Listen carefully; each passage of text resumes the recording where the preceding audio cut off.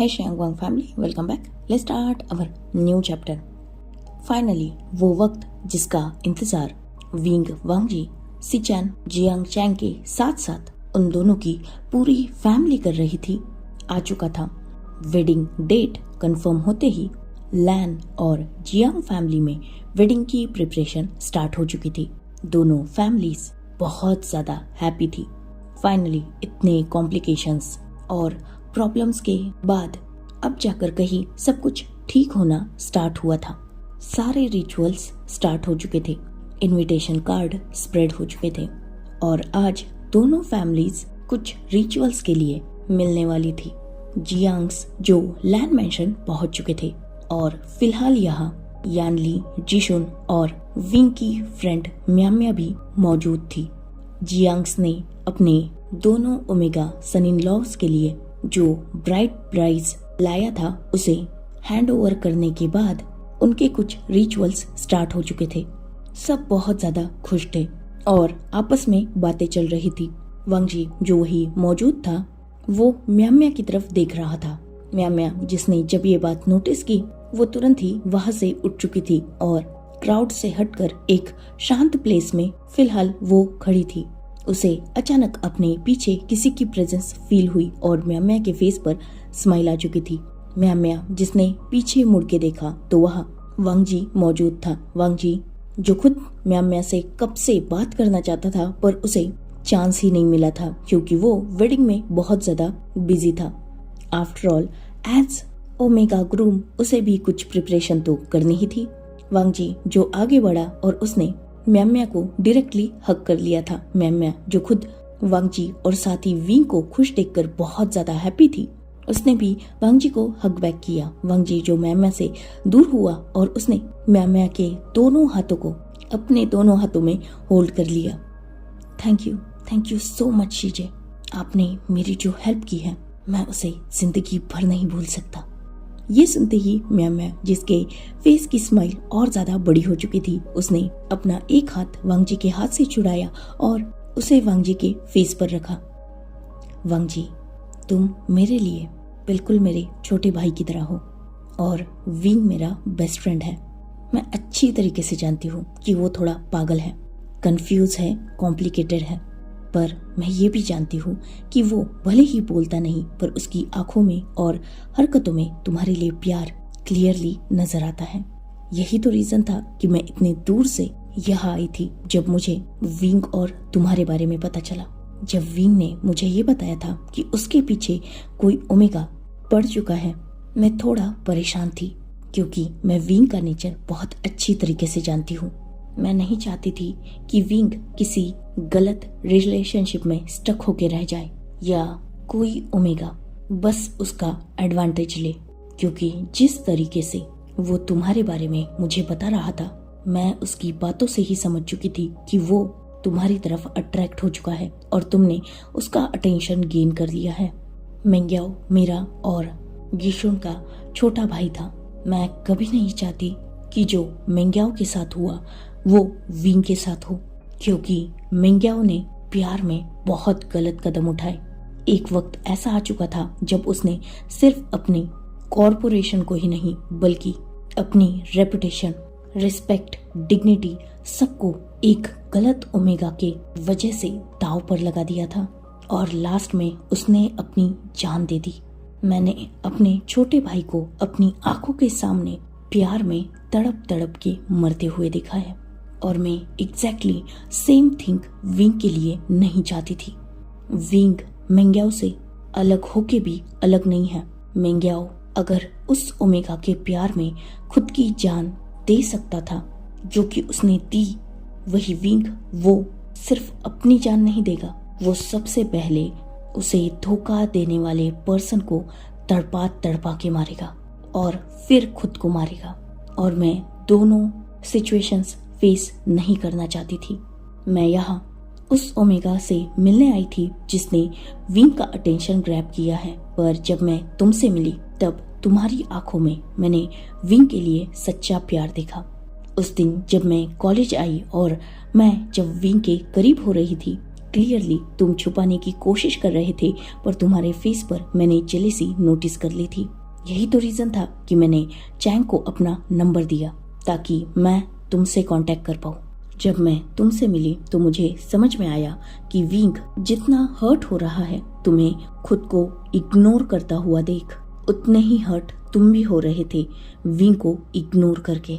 चाह कर भी तुम दोनों एक दूसरे को अवॉइड नहीं कर पा रहे थे, और यही देखकर मैं समझ चुकी थी कि विंग तुम्हें इतनी आसानी से नहीं छोड़ेगा।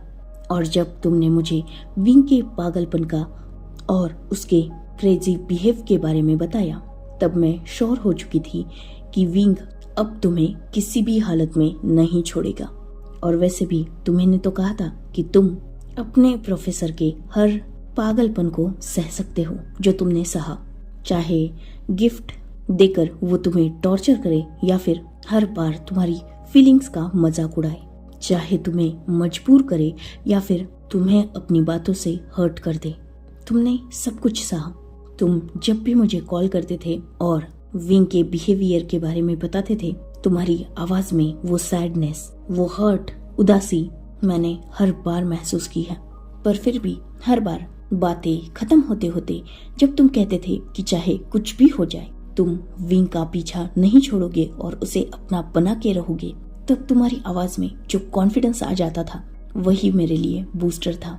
तुम्हारी वो लास्ट की कुछ 1-2 मिनट की कॉन्फिडेंट स्माइल, चेयरिश वॉइस भले ही तुम्हारे इतने घंटों के उस लो टोन को कवर करती थी, पर जो कॉन्फिडेंस तुम में था वही मुझ में भी लाती थी। इसलिए तो मैंने तुम्हें मेरी सिस्टर इन लॉ यानली के बारे में बताया, जिसे विंग सबसे ज्यादा रिस्पेक्ट करता है और उसकी हर बात मानता है। यानली ने भी जब तुम्हारा कॉन्फिडेंस देखा, तुम्हारा बिहेव देखा, तो वो भी तुम्हारी हेल्प करने के लिए अग्री हो गई। और देखो, वो खुद आई थी तुम्हें डिफेंड करने। वांग जी, तुम डिजर्व करते हो ये खुशियाँ, तुम डिजर्व करते हो विंग को, क्योंकि तुमने अपने प्यार के लिए बहुत कुछ किया है। अपनी सेल्फ रिस्पेक्ट, अपनी फैमिली, अपनी डिग्निटी, अपनी रेपुटेशन, सिर्फ विंग को हासिल करने के लिए तुमने अपना सब कुछ दांव पे लगाया है। और फाइनली कुछ ही दिनों बाद विंग ऑफिशियली तुम्हारा अल्फा बन जाएगा। सच में मैं अपने दोस्त के लिए बहुत ज्यादा खुश हूँ। मैंने पहले एक ऐसा ओमेगा देखा जिसने कुछ पैसों के लिए मेरे भाई की जान ले ली। देन मेरे सामने तुम हो जो अपने प्यार में इतना पागल हो चुका है कि अपना सब कुछ खो के भी बस एक इंसान को चाहता है।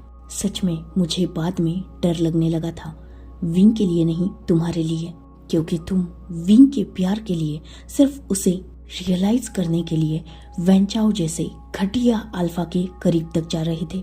विंग तुम्हारी फैमिली को तक डिस्ट्रॉय करने पे आ चुका था, फिर भी तुमने बैकआउट नहीं किया।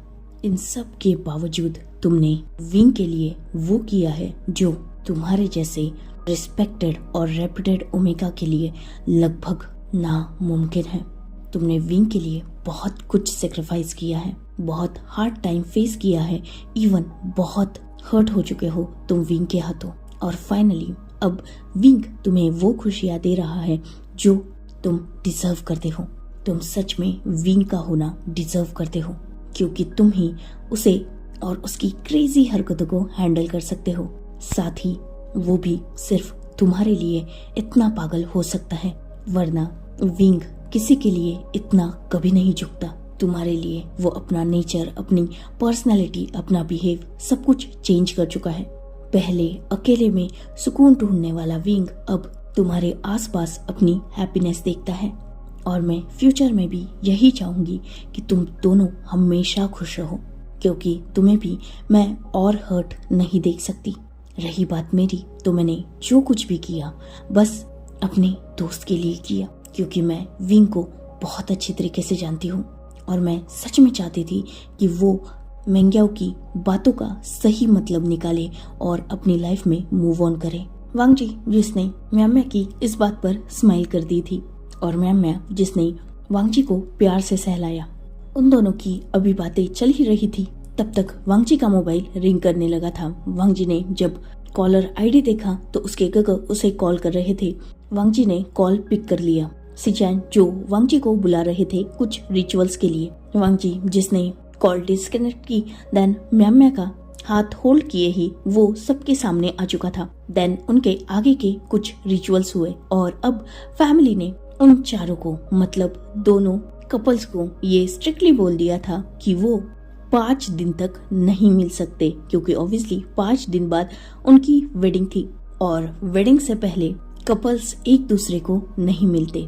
ये सुनते ही वांग जी, सिचैन और जियांग चैंग थोड़ा टेंस हो चुके थे, क्योंकि अब एक दूसरे के बिना रहना लगभग नामुमकिन था। वही विंग भी थोड़ा परेशान तो हुआ था एक पल के लिए, पर तुरंत ही उसके फेशियल रिएक्शंस नॉर्मल हो चुके थे।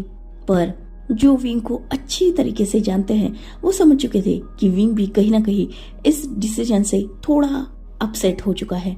वही वांग जी, सिचैन और चैंग वो तो क्लियरली अपसेट नजर आ रहे थे, क्योंकि सोने से पहले घंटों तक बातें, दिन भर एक दूसरे के साथ रहने के चांस ढूंढना, इवन एक दूसरे की आवाज सुने बिना तो उन्हें नींद तक नहीं आती थी और ना उनका फूड डाइजेस्ट होता था।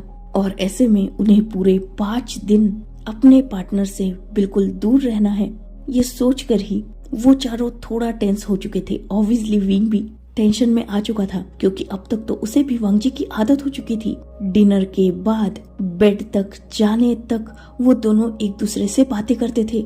नेक्स्ट डे वो कॉलेज में मिलते थे, फिर भी उनका मन नहीं भरता था एक दूसरे से।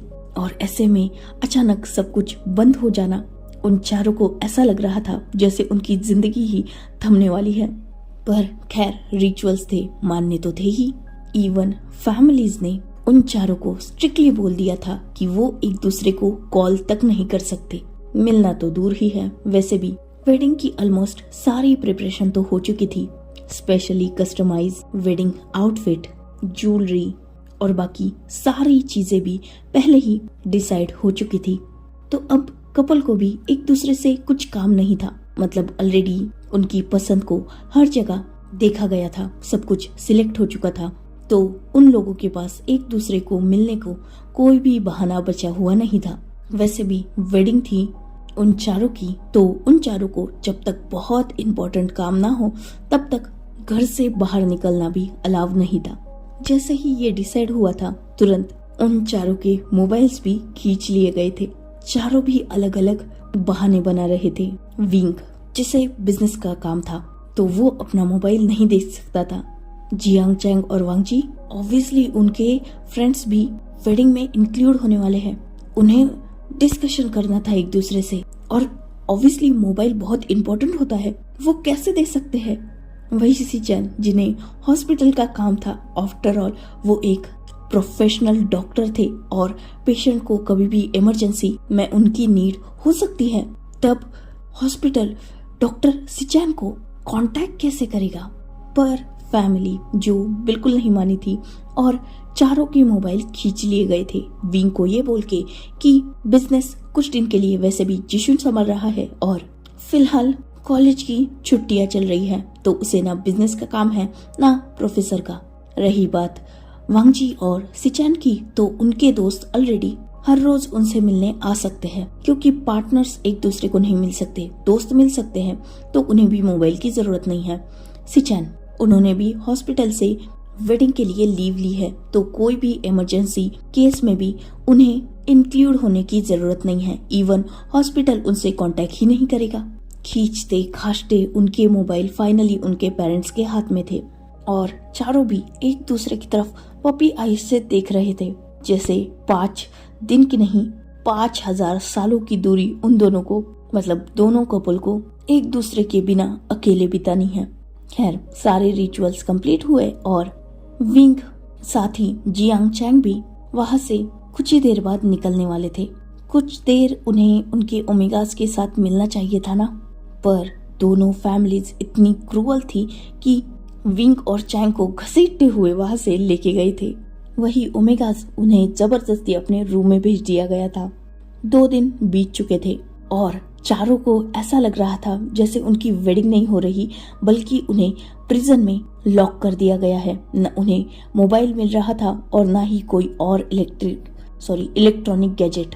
इवन वो अपने रूम से भी बाहर निकलने के लिए अलाउ नहीं थे, और अगर निकले भी तो फैमिली उनके साथ ही रहती थी। जहाँ एक तरफ दोनों ओमेगास बहुत ज्यादा परेशान थे, वही अल्फाज का हाल भी अलग नहीं था। चैंग भी सिचैन को देखना चाहते थे और वांग जी विंग के लिए डेस्परेट था। 2 दिन में ही उनकी इतनी हालत खराब हो चुकी थी कि उन चारों को ऐसा लग रहा था जैसे वो न जाने कितने जन्मों से दूर हो। फिलहाल नाइट का वक्त था, इवन मिडनाइट हो चुकी थी। चैंग जो उठ चुका था और अपनी बालकनी से एक लैडर थ्रू नीचे उतर रहा था। नीचे शुयांग और वेनिंग थे। ऑब्वियसली यार, दोस्तों की हेल्प करना बनता है। उन दोनों ने मिलकर संभाल के चैंग को नीचे उतारा और बाहर ऑलरेडी नी हुसैन जो कार में रेडी था, तुरंत ही जियांग चैंग को जियांग मेंशन से पिक करके वो सीधा लैंड मेंशन में आ चुके थे। लैंड मेंशन की कंपाउंड वॉल को जंप करने के बाद जियांग चैंग, जो फिलहाल सिचैन के रूम की बालकनी के पास था, सिचैन जिन्होंने ऑलरेडी वहां एक रोप डाल के रखी थी, उस रोप थ्रू चैंग जो ऊपर चढ़ चुका था, वही दूसरी तरफ वांग जी जो खुद भी चैंग का ही इंतजार कर रहा था। उसने जैसे ही देखा कि चैंग यहाँ पहुंच चुका है, वो खुद भी अपने दोस्तों के हेल्प से, मतलब वेंचिंग और शाओ शिनचैन जो वांग जी के हेल्प के लिए वहां मौजूद थे, उनके सपोर्ट से वो नीचे उतरा। उसके लिए भी बाहर कार थी, वो भी कार में बैठा और उसे जियांग मेंशन पहुंचा दिया गया था। ऑलरेडी जियांग चैंग ने विंग के रूम की बालकनी के बाहर लैडर अरेंज कर दी थी। वांग जी उसी के थ्रू ऊपर पहुंचा था। इस प्लान के बारे में वांग जी, जियांग चैंग और सिचैन जानते थे, पर विंग बिल्कुल नहीं जानता था, क्योंकि ऑब्वियसली विंग प्रोफेसर है। एक तो वो पहले से ही बहुत कॉम्प्लिकेटेड है। अगर इस प्लान को मना कर दे और फैमिली को बता दे तो सब फंस सकते थे। इसीलिए विंग के लिए ये टोटली सरप्राइज होने वाला था। चैंग ने ऑलरेडी वांग जी के लिए सारी प्रिपरेशन करके रखी थी। जैसे उसने बालकनी का जो ग्लास डोर था उसकी डुप्लीकेट, मतलब स्पेयर की वांग जी को दे दी थी, जिस वजह से वांग जी बहुत आसानी से उस ग्लास डोर को ओपन करके अंदर एंटर हुआ। ऑब्वियसली नाइट थी, रूम में पूरी डार्कनेस थी और विंग जो शांति से सोया हुआ था। वांग जी जो विंग के बेड के साइड में खड़ा था और विंग की तरफ देख रहा था। बालकनी से आती मूनलाइट में विंग का फेस ग्लो कर रहा था, जिसे देखकर वांग जी के फेस पर स्माइल थी। वांग जी जो साइड में ही बैठ गया और उसने अपना हाथ आगे बढ़ाया विंग के फेस को टच करने के लिए। सच में वो इस इंसान से इतना प्यार करने लगा है कि 2 दिन भी इससे दूर नहीं रह पाया। उसकी जान निकल रही थी। इसीलिए तो दोनों फैमिलीज को एक तरीके से धोखा देकर अपने एल्डर्स की बात ना मान के वो आज विंग के पास है। वांग जी एक बात तो अपनी लाइफ में बहुत अच्छी तरीके से समझ चुका है कि विंग चाहे उसे कितना भी हर्ट कर दे, उसे चाहे तोड़ के रख दे, चाहे उससे उसका सब कुछ छीन ले, इंक्लूडिंग उसकी जान भी, फिर भी वांग जी विंग से दूर नहीं होना चाहेगा। वो विंग के लिए सब कुछ सेक्रीफाइस कर सकता है और अपने नेचर से हटकर वो हरकतें भी कर सकता है जो उसने आज तक नहीं की। अगर विंग खुश है ना तो वांग जी खुद खुश हो जाएगा, और अगर विंग उदास है तो वांग जी के लिए पूरी दुनिया मायने तक नहीं रखती। वांग जी जो यही सब कुछ सोच रहा था और उसने अपना हाथ लगभग विंग के फेस को टच करने के लिए आगे किया था, मतलब विंग के फेस में और वांग जी के हाथ में एकदम थोड़ा सा अंतर बचा हुआ था। तभी वांग जी को अपनी रिस्ट पर एक टाइट ग्रिप फील हुई, और इससे पहले कि वांग जी कुछ समझ पाता या इवन अपनी ख्यालों की दुनिया से बाहर भी आ पाता, दूसरे ही पल वांग जी जो बेड पर पिन था और विंग उसके उसी हाथ की रिस्ट को जो उसके फेस को टच करने के लिए आगे बढ़ा था, उसे बेड पर टाइटली होल्ड करके वांग जी की तरफ देख रहा था। वो वांग जी के ऊपर था। वांग जी जिसे पहले तो कुछ समझ नहीं आया, अचानक हुआ था, जिस वजह से वो थोड़ा हड़बड़ा गया, पर बहुत जल्द उसने जब विंग का फेस देखा, उसे जागे हुए देखा, तब उसके फेस पर फिर से प्यारी सी स्माइल आ गई। वो दोनों भी एक दूसरे की आंखों में देख रहे थे और वांग जी ने अपना दूसरा हाथ जो फ्री था उसे आगे बढ़ाया। विंग के फेस को उसने बहुत प्यार से टच किया। विंग के हेयर्स जो उसके फेस पर आ रहे थे, वांग जी उसे अपनी फिंगर से विंग के ईयर के पीछे टक कर रहा था। विंग जो खुद यहाँ वांग जी को देखकर थोड़ा शॉक हो चुका था, क्योंकि ऑब्वियसली वो शांति से सो रहा था। उसने एक्सपेक्ट भी नहीं किया था कि यहाँ वांग जी आ जाएगा। उसे तो जस्ट कुछ मूवमेंट फील हुई और उसे लगा कि कोई अननोन पर्सन उसे हार्म करने आया है। पर जब वांग जी उसके पास बैठा था और उसने अपना हाथ आगे बढ़ाया था विंग को टच करने के लिए, तब जाकर कहीं विंग वांग जी को पहचान चुका था, क्योंकि ऑब्वियसली वांग जी के फेरोमोन्स और उसकी प्रेजेंस को विंग कैसे भी पहचान सकता है। विंग जिसके खुद के फेस पर सॉफ्ट स्माइल थी, वो बस वांग जी को और उसकी हरकतों को देख रहा था। वांग जी का फेस जो मून लाइट में ग्लो कर रहा था, उसके फेस पर एक सॉफ्ट स्माइल थी और उसकी आंखों में बेशुमार प्यार।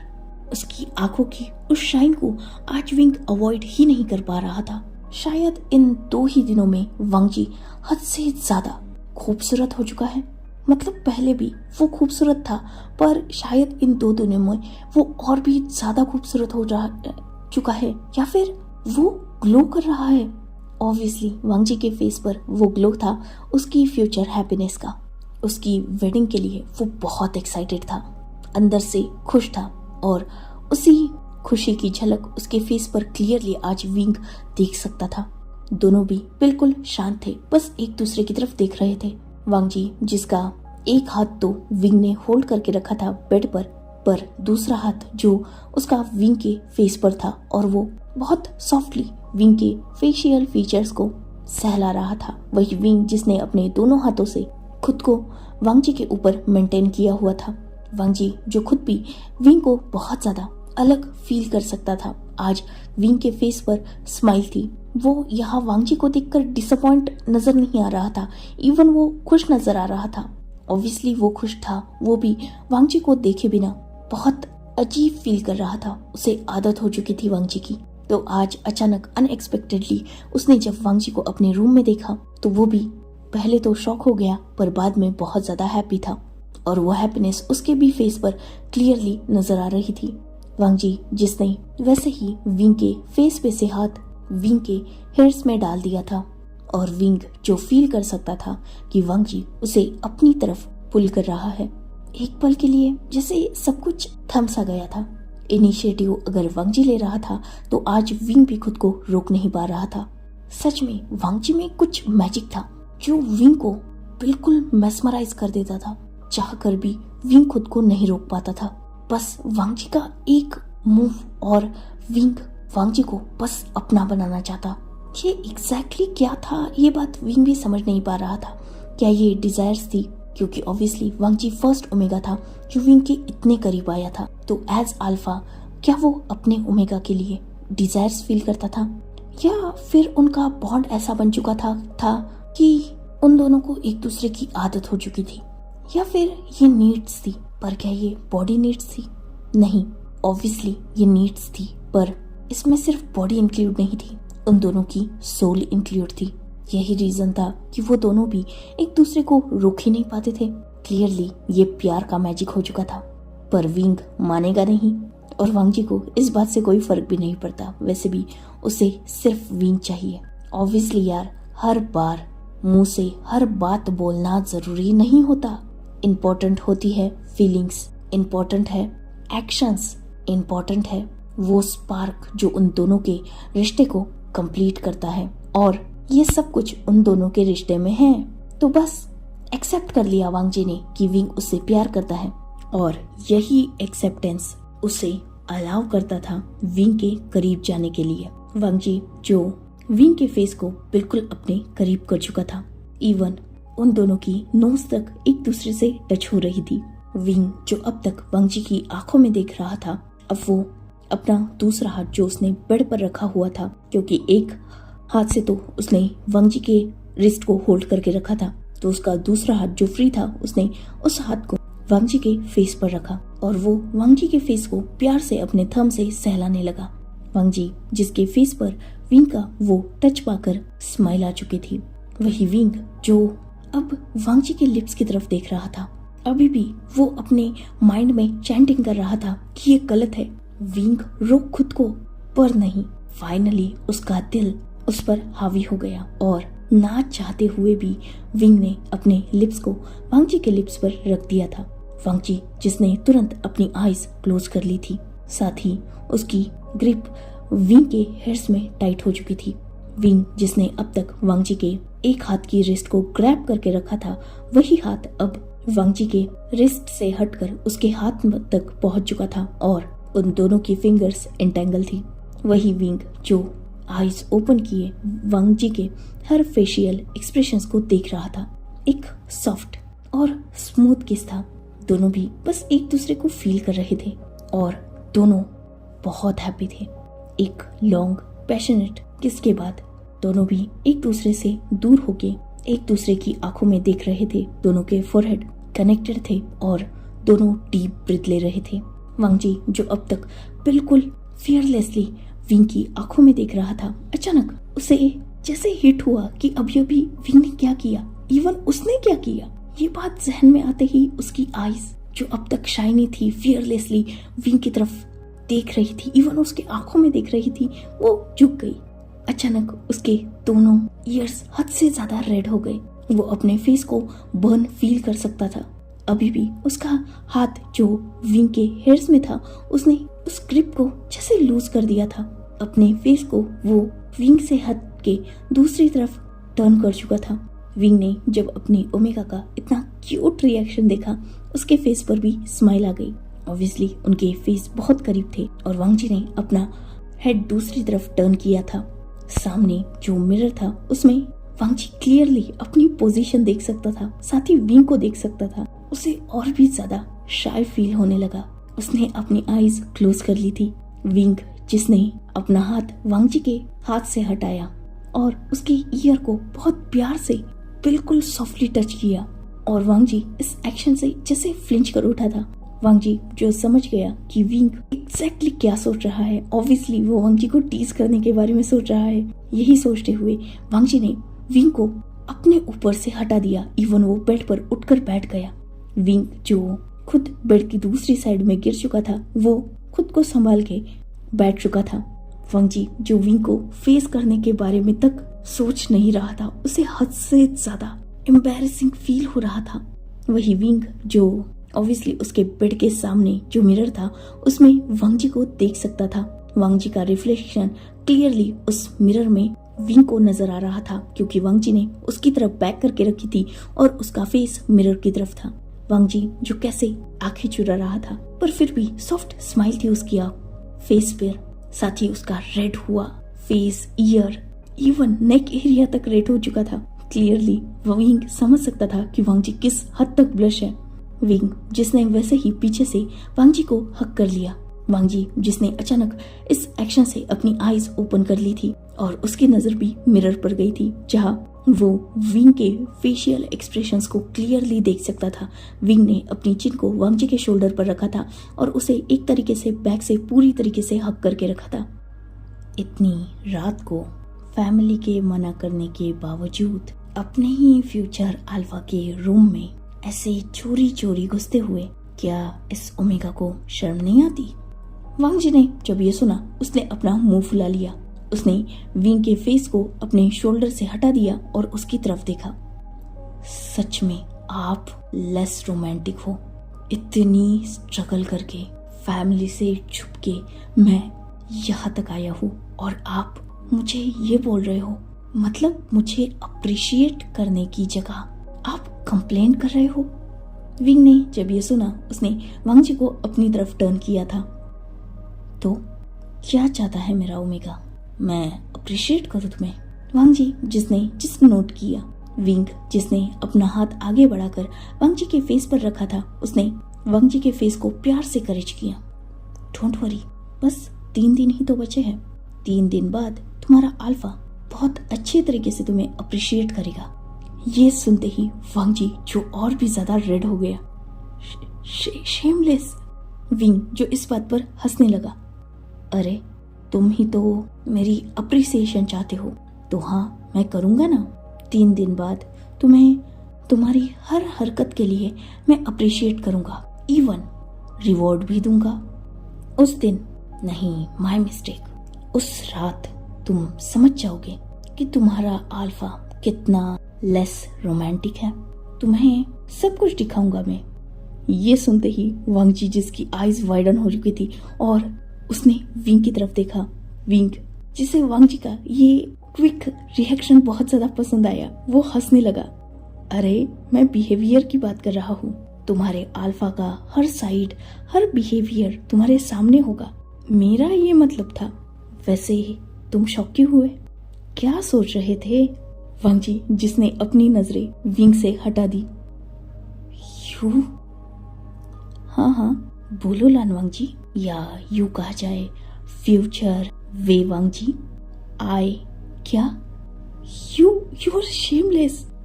कैसे बातें कर लेते हो ऐसी? अरे अभी तुम्हें तो कहा कि मैं लेस रोमांटिक हूँ, तो मैंने तो बस तुम्हें आंसर किया है। क्यों, तुम्हारे फ्यूचर अल्फा का ये बिहेव पसंद नहीं आया? वांग जी, जिसने विंग को दूर पुश कर दिया था और वो खुद बेड से उठ चुका था। मैं बस आपसे मिलने आया था। ओ, तो मेरे ओमेगा का ये मिलने का तरीका मुझे बहुत पसंद आया। चोरी चुप के मेरे रूम में आना, मेरी नींद में होने का एडवांटेज उठाने वाले थे तुम। फील कर सकता था मैं, जिस तरीके से तुम मुझे देख रहे थे या जिस तरीके से तुम मुझे टच करने वाले थे। मैं समझ गया था कि तुम यहाँ किस इंटेंशन से आए हो। ये सुनते ही वांग जी, जो विंग की तरफ देखने लगा, क्या मतलब है आपका? मैं बस आपसे मिलने आया था। हाँ, अपने अल्फा से ऐसे ही तो मिला जाता है। मुझे खुद के करीब खींच के मुझे अनकंट्रोल करने का प्लान था। ऐसी कोई बात नहीं है। सच में आप बहुत बड़े वाले। विंग, जो अब उठ चुका था और वो वांग जी के तरफ अपने कदमों को बढ़ा रहा था, वही वांग जी जो अनएक्सपेक्टेडली ही विंग को अपने करीब आता देख अपने कदमों को पीछे ले रहा था। मैं बहुत बड़ा वाला क्या? कंप्लीट योर सेंटेंस वे वांग जी, जो अभी भी विंग की तरफ देख रहा था, वो अपनी नजरें हटा ही नहीं पा रहा था। पर फाइनली जब वो ड्रेसिंग टेबल से हिट हुआ था, तब जाकर कहीं अपने होश में आया था। उसने विंग को अपने आप से दूर कर दिया। और बहुत बड़े वाले फ्लर्ट हो। विंग, जो थोड़ा डिसबैलेंस हो चुका था, पर वांग जी ने उसे इतनी जोर से पुश नहीं किया था कि वो नीचे गिर जाए। जस्ट वो हल्का सा धक्का था, तो विंग ने खुद को स्टेबल कर लिया। देन उसने वांग जी की तरफ देखा। तो क्या गलत कर रहा हूँ मैं? फ्लर्ट कर रहा हूँ तो अपने ओमेगा के साथ कर रहा हूँ, किसी और के पास तो नहीं जा रहा। और वैसे भी मेरा ओमेगा फैमिली के मना करने के बाद सारी बाउंड्रीज को क्रॉस करते हुए मेरे पास आया है, मेरे बेडरूम में। तो तुम्हें अभी भी लगता है कि मैं बस शांत रहूं? वैसे भी अब तक तो तुम मेरी अप्रिसिएशन चाहते थे ना, तो हाँ मैं कर रहा हूँ। वो क्या है ना, पूरी तरीके से कर नहीं सकता, उसके लिए अभी वक्त है, इसीलिए खुद को होल्ड किए हूँ। नहीं तो तुम्हारी हर एक हरकत के लिए बहुत अच्छी तरीके से तुम्हें रिवॉर्ड देता। वांग जी, जो ये सुन के पूरा शर्मा चुका था, उसने अपनी नजरें विंग से हटा ली थी। उनका ये प्यारा मोमेंट अभी चल ही रहा था, तभी विंडो पर एक आवाज हुई थी, मतलब बालकनी में, और एक छोटा सा स्टोन जो अंदर आ चुका था। विंग, जो ये देखकर कंफ्यूज हो गया, वो बाहर जाने ही वाला था, तभी वांग जी ने उसका हाथ पकड़ लिया और विंग वांग जी की तरफ टर्न हुआ। वो मेरे जाने का वक्त हो गया। मेरे दोस्त बाहर मेरा इंतजार कर रहे हैं और शायद जियांग चैंग वापस आ चुका है। ये सुनते ही Wing shock. Chang Land mansion गया था?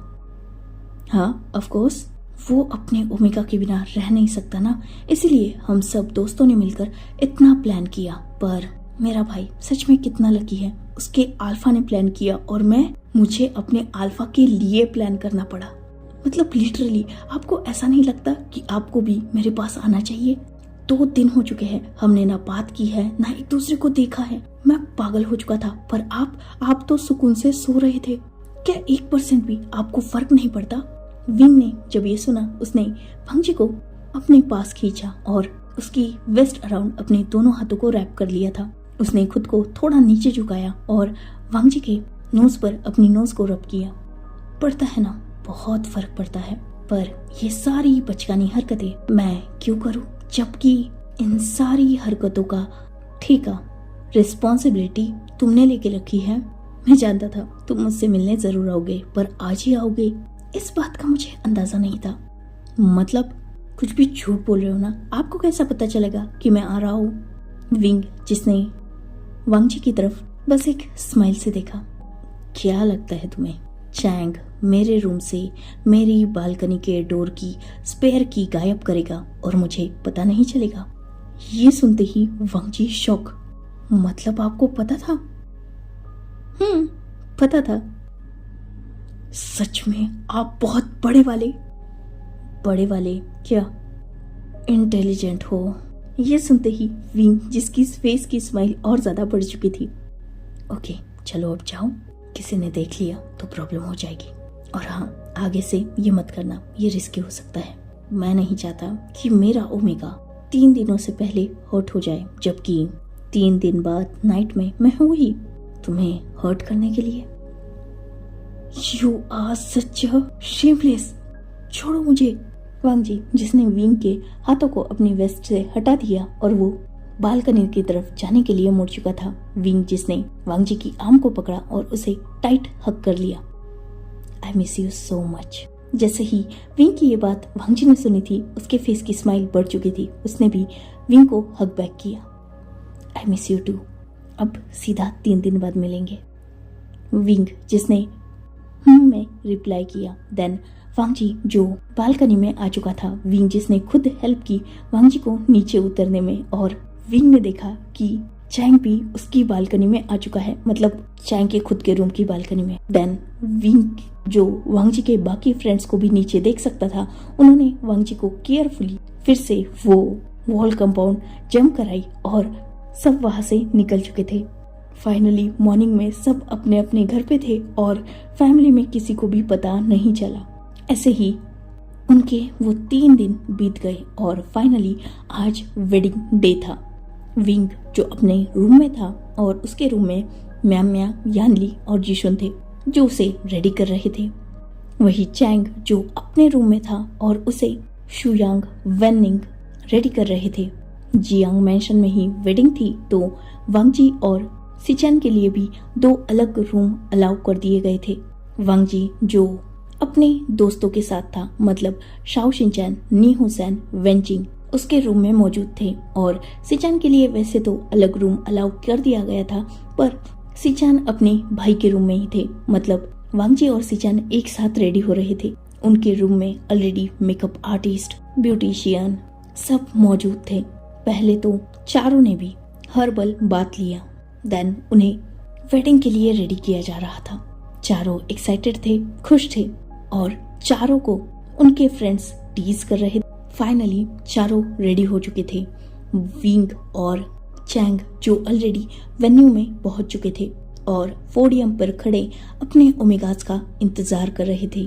फाइनली कुरैन और ई अपने दोनों ओमेगा सन्स का हाथ होल्ड किए वेन्यू में एंटर हो रहे थे। ऑब्वियसली ओमेगास के फेस को वेल से ढका गया था, पर उन दोनों को देखते ही चैंग और विंग के फेस पर जो स्माइल और आंखों में जो शाइन आई थी, वो किसी से भी बची नहीं थी। पेरेंट्स ने वांगजी और सिचेन का हाथ जियांग चैंग और विंग के हाथ में दिया। वही दोनों अल्फाज ने अपने दोनों ओमेगास का हाथ बहुत टाइटली होल्ड कर रखा था। ई और कुरैन ने दोनों अल्फाज से रिक्वेस्ट की कि वो उनके दोनों ओमेगा सन्स का ख्याल रखें, और अल्फाज ने उनसे प्रॉमिस किया। देन रिचुअल्स स्टार्ट हो चुके थे। दोनों कपल्स ने सबसे पहले अर्थ और हेवन, देन अपने एंसेस्टर और बाद में अपने एल्डर्स को बो किया, और फाइनली उन चारों की एक दूसरे के साथ वेडिंग कंप्लीट हुई। एक प्यारे से किस के साथ। दोनों अल्फाज अपने ओमेगास के लिए इतना पॉजिटिव थे कि विंग ने वांगजी का वेल और साथ ही चैंग ने भी सिचेन का वेल बस हल्का सा ऊपर किया था, बस इतना ही जिससे उनके लिप्स नजर आ सके। हल्का सा पैक करने के बाद अपने ओमेगास के लिप्स पर अल्फास तुरंत दूर हुए और सबने क्लैप किया। फाइनली वेडिंग कंप्लीट हो चुकी थी और अब वक्त था बैंक्वेट का। सारे गेस्ट जो न्यूली वेडेड कपल को ब्लेसिंग दे रहे थे, गिफ्ट दे रहे थे और साथ ही फोटोज क्लिक करा रहे थे। वही वांग जी के सारे फ्रेंड्स, विंग के दोस्त और चैंग के भी दोस्त बहुत ज्यादा हैप्पी थे। सिचैन के कुछ कलीग आए थे जो सिचैन के लिए हैप्पी थे। ऐसे ही उनके सारे वेडिंग फंक्शन और बैंक्वेट कंप्लीट हुआ और सारे गेस्ट यहाँ से ऑलरेडी निकल चुके थे। अब वहाँ सिर्फ फैमिलीज थी और फ्रेंड्स थे। उनके बाकी रिचुअल्स जैसे टी सेरेमनी और डिनर भी कंप्लीट हुआ और फाइनली एक न्यू जर्नी जिसे वो स्टार्ट कर चुके थे। So enough for today. Let's take a break. Next chapter in next video. If you like my explanation, like, comment and subscribe my channel. Hopefully you all are enjoying this fan fiction. Goodbye. Take care. Enjoy your beautiful life.